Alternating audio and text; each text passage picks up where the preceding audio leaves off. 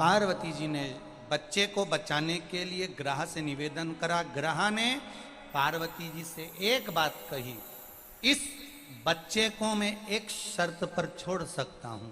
कौन सी शर्त? तुमने जिंदगी में जितना तप करा, जितनी आराधना करी, जितनी साधना करी, जितनी पूजन करी, जितना व्रत करा, जितना उद्यापन करा, सारे व्रत का, तप का, साधना का सब कुछ फल तुम्हें मुझे देना पड़ेगा। तुम इस बच्चे को छोड़ देता। अगर तुम स्वीकार करो तो इस बच्चे को छोड़ दो। अब ध्यान देना जरा सा, तुम्हारे द्वारा किया गया पशुपति व्रत, तुम्हारे द्वारा किया चढ़ाया गया एक लोटा जल, तुम्हारे द्वारा चढ़ी गई एक बेलपत्र, तुम्हारे द्वारा मंदिर में लगाया गया झाड़ू पोछा खाली नहीं जाता। एक ना एक दिन तुम्हारे सामने आकर खड़ा हो जाता है। तुमने जो करा उसका फल तुम्हारे सामने।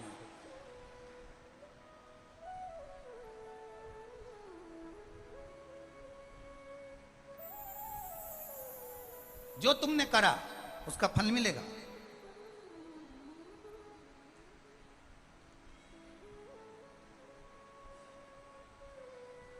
वो प्राप्त जरूर होगा। आपने जो व्रत करा, आपने जो साधना करी, आपने जो तप करा, ये सारे तप का फल ग्रह कह रहा है, मगर कह रहा है मुझको दे दो, वो घड़ियाल कह रहा है मुझे दे दो। पार्वती जी कहती हैं ठीक है ले लो, छोड़ो संकल्प। संकल्प छोड़ो।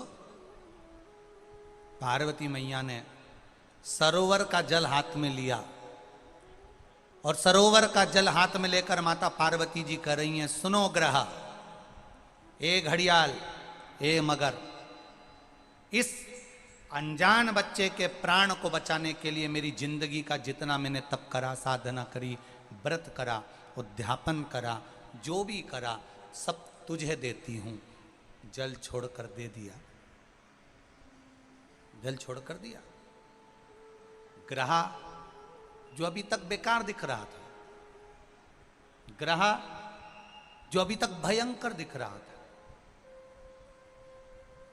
जैसे ही पार्वती जी का तप साधना का बल उस ग्रह को मिला, मिलते से ही वो ग्रह चमकने लगा, एकदम सुंदर हो गया।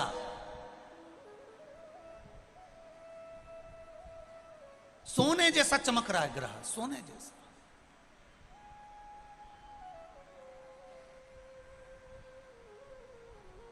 भाई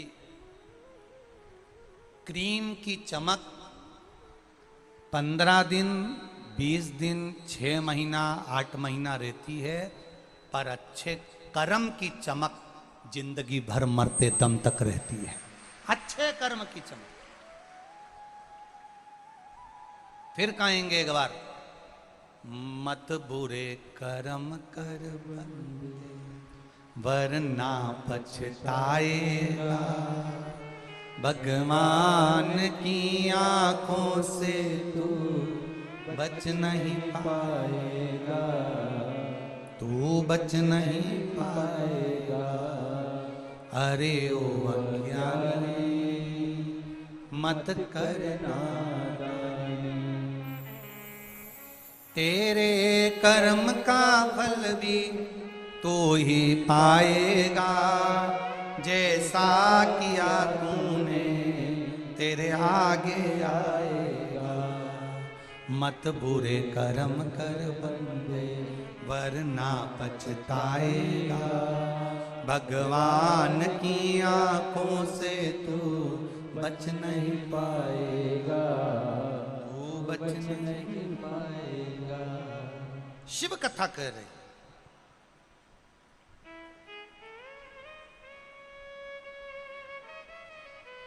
भगवान शिव का एक आनंदमय संवाद कर रहा।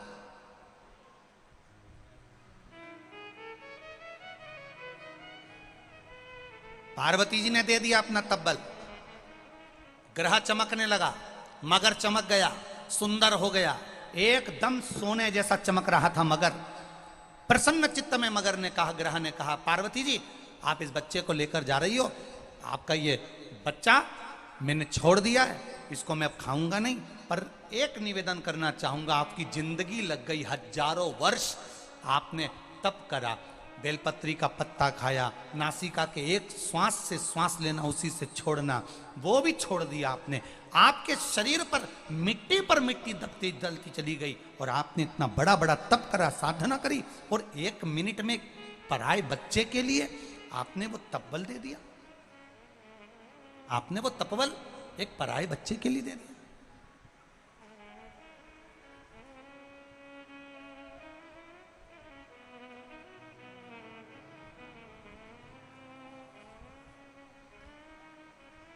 धन्य है पार्वती मैया, मेरा निवेदन स्वीकार करिए पार्वती माता, मैं आपको आपका तपबल वापिस दे देता हूं।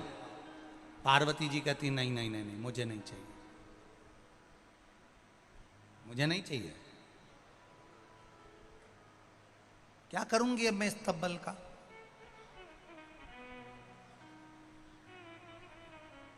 आप अपने पास रखो, करूंगी क्या मैं तपबल का?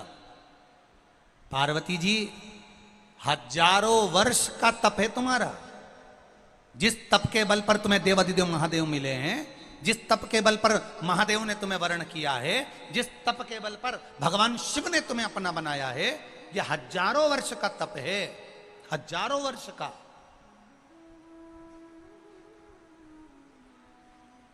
एक बड़ी सुंदर सी बात कहेंगे, जो शिव की शरणागति में रहता है, राम की शरणागति में रहता है, जो भगवान कृष्ण की शरणागति में रहता है, जो भगवान की सेवा में लगा रहता है, कोई पुजारी हो, कोई ब्राह्मण हो, कोई साधु हो, कोई सन्यासी हो, कोई तपस्वी हो, कोई साधक हो, कोई उपासक हो, या कोई साधारण सा मनुष्य हो, जो भगवान की सेवा में लगा हुआ है, भक्ति में लगा हुआ है, भगवान का सेवा करते करते उसका एक नेत्र के रोम के बराबर अंश उस सेवा करने वाले को मेरे महादेव प्रदान कर देते हैं।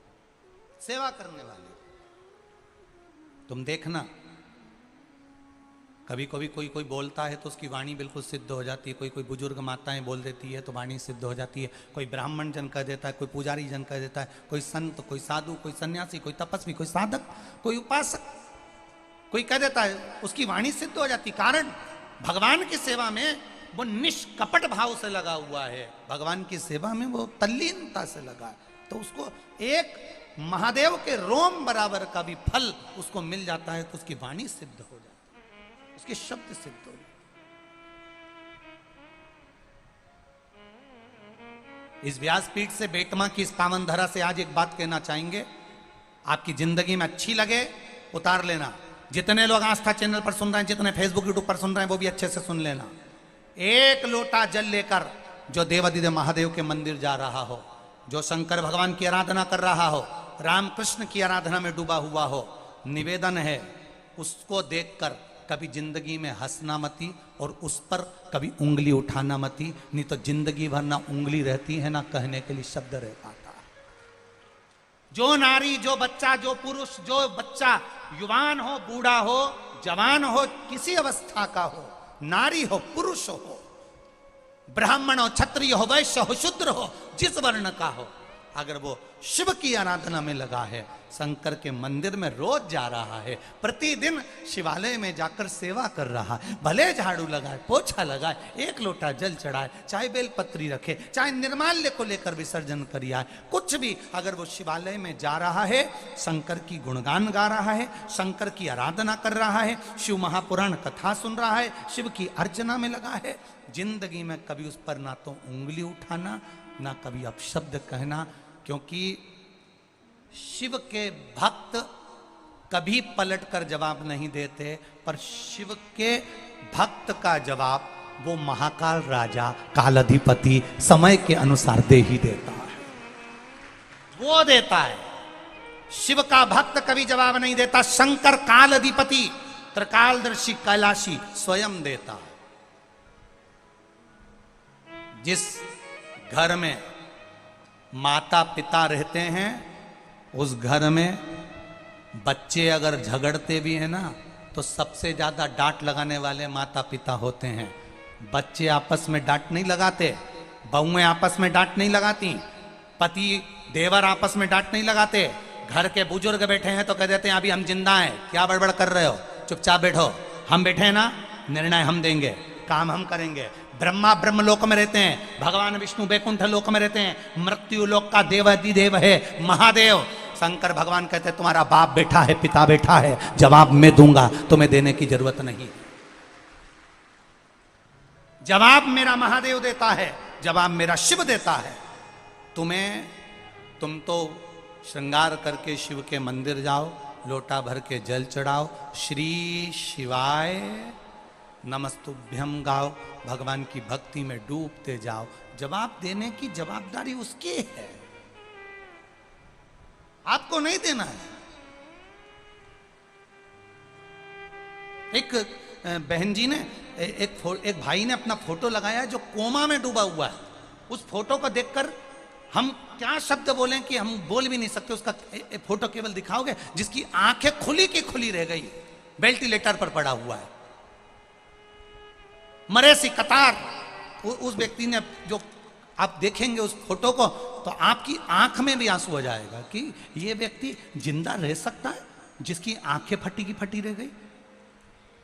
मैं कहूंगा आस्था वालों को जरा दिखाइएगा इस व्यक्ति का भी, इस फोटो जरा उस पर दिखाएं कैमरे पर, और जितनी एलईडी लगी है उन पे भी, और आस्था चैनल पे। उम्मीद लग सकती है कि जिसकी आंखें खुली की खुली रह गई हो,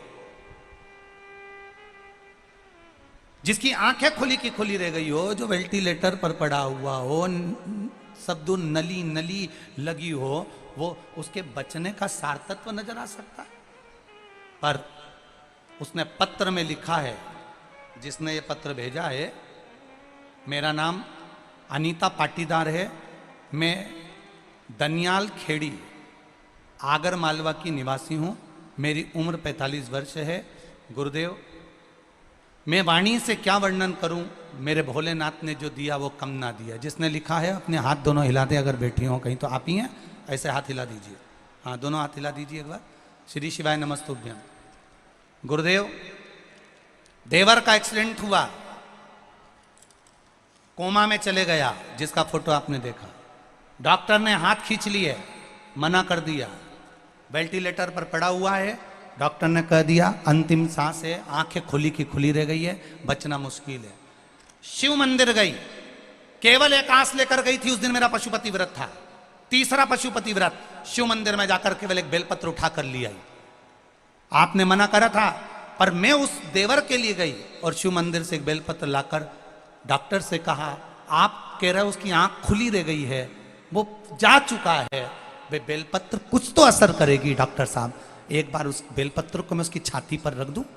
बेलपत्र उसके छाती पर रखा गया, शिव जी की कृपा से श्वास फिर चलना प्रारंभ हुई और जीवित हुआ। यह शिव तत्व है।